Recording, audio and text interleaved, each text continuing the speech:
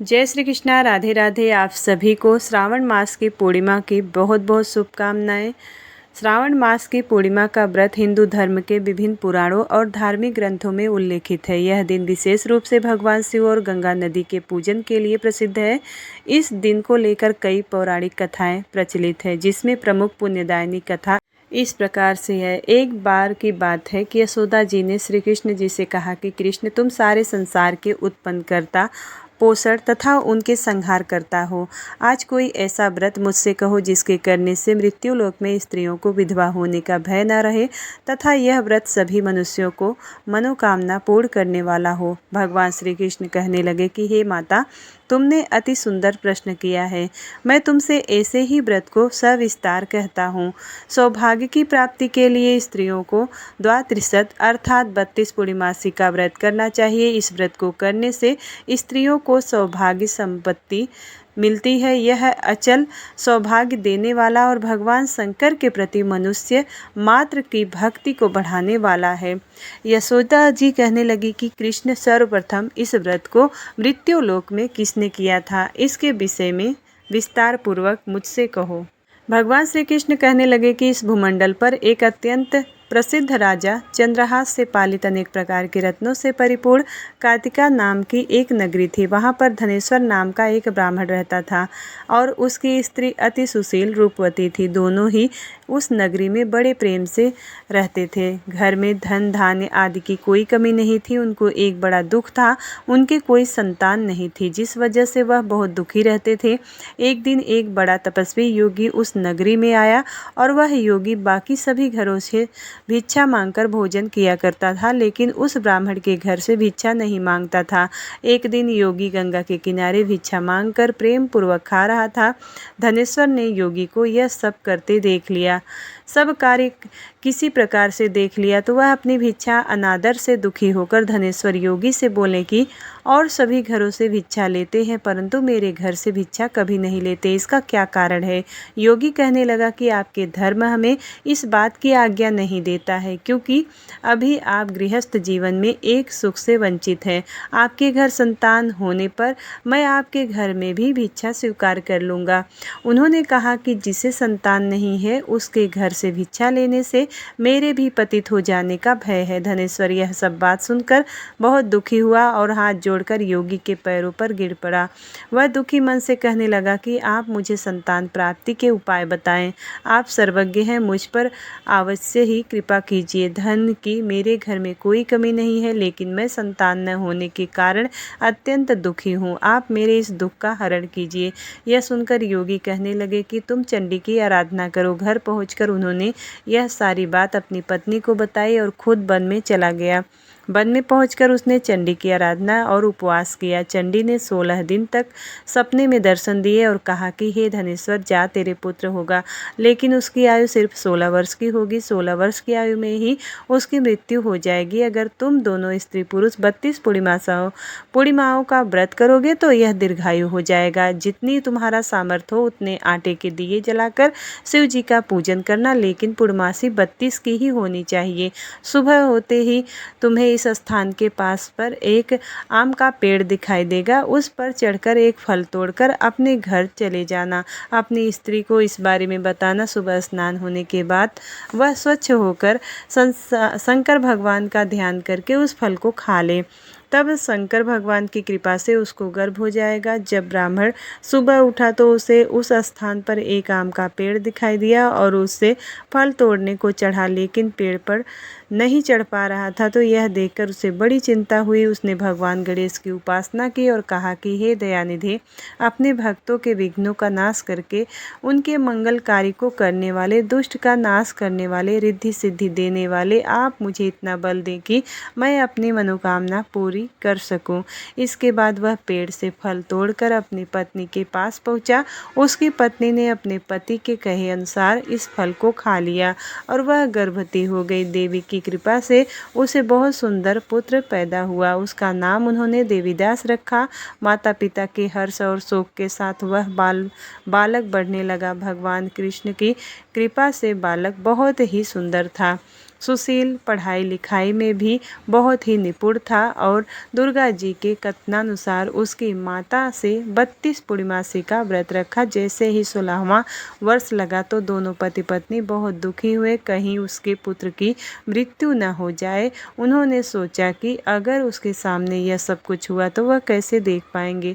तभी उन्होंने देवीदास के मामा को बुलाया और सब 1 वर्ष के लिए देवीदास को काशी जी पढ़ने के लिए भेज दिया। एक वर्ष के लिए, उसे 1 वर्ष के बाद वापस लेकर आना, ऐसा उसने कहा। देवीदास अपने मामा के साथ एक घोड़े पर सवार होकर चल दिया। उसके मामा को भी यह बात पता नहीं था। दोनों पति पत्नी 32 पूर्णिमासी का व्रत पूरा किए। दूसरी तरफ मामा और भांजा दोनों रात गुजारने के लिए रास्ते में एक गांव में रुके। उस दिन उस गांव में एक ब्राह्मण की कन्या का विवाह होने वाला था। जिस धर्मशाला में वर और बाकी बारात लोग रुके थे, उसी धर्मशाला में देवीदास और उसका मामा ठहर गए। उधर कन्या को तेल आदि चढ़ने के बाद जब लग्न का समय आया तो वर की तबीयत खराब हो गई। वर के पिता ने अपने परिवार वालों से विचार विमर्श करके कहा कि यह देवीदास मेरे पुत्र जैसा ही है, इसके साथ लगन करा दो और बाद में बाकी सारे काम मेरे बेटे के साथ पूरे हो जाएंगे। ऐसा कहने के बाद वर के पिता देवीदास को मांगने के लिए उसके मामा के पास गए और उन्होंने सारी बात बताई। मामा ने कहा कि कन्यादान में जो कुछ भी मिलेगा वो हमें दे दिया जाए। वर के पिता ने बात स्वीकार कर ली। उसके बाद देवीदास का विवाह कन्या के साथ संपन्न हो गया। इसके बाद वह अपनी पत्नी के साथ भोजन न कर सका और मन में विचार करने लगा कि न जाने यह किसकी पत्नी होगी। यह सोचकर उसकी आंखों में आंसू आ गए। तब वधू ने पूछा कि क्या बात है, आप उदास क्यों हैं? तब उसने सारी बात अपनी पत्नी को बता दी। तब कन्या कहने लगी कि यह ब्रह्म विवाद के विपरीत है। आप ही मेरे पति हैं, मैं आपकी पत्नी रहूंगी, किसी अन्य की कभी नहीं। तब देवीदास ने कहा कि ऐसा मत करिए, क्योंकि मेरी आयु बहुत कम है, मेरे बाद आपका क्या होगा। लेकिन उसकी पत्नी नहीं मानी और बोली कि स्वामी आप भोजन कीजिए। दोनों रात में सोने के लिए चले गए।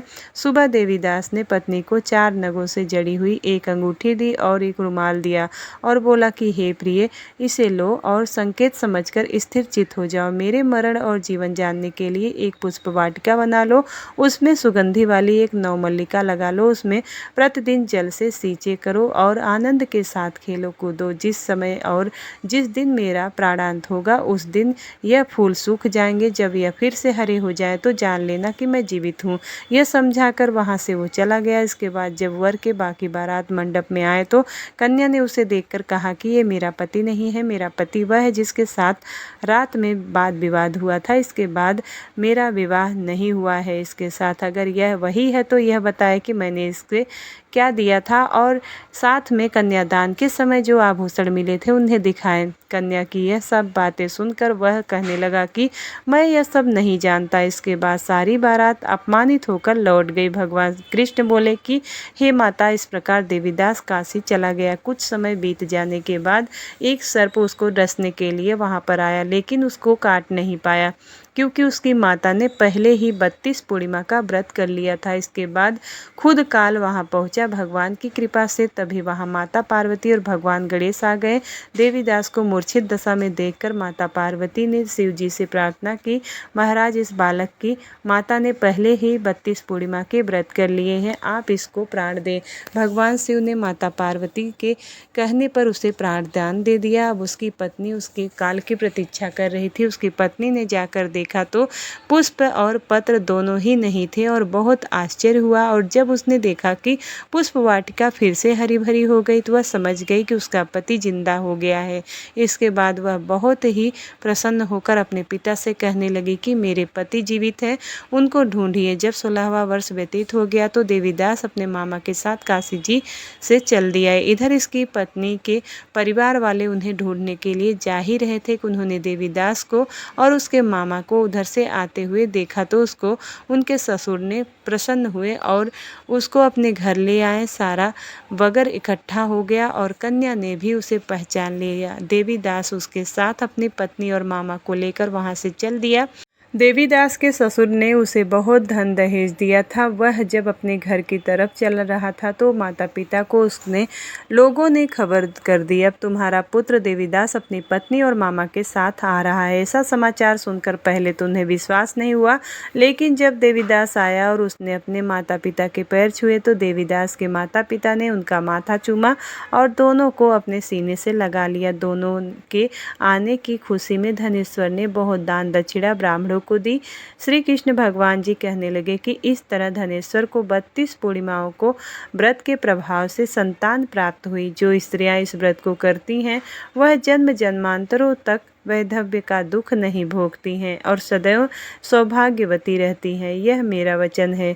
यह व्रत संतान देने वाला और सभी मनोकामनाओं को पूरा करने वाला है। प्रेम से बोलिए श्री कृष्ण कन्हैया लाल की जय। भगवान विष्णु की जय। भगवान भोलेनाथ की जय।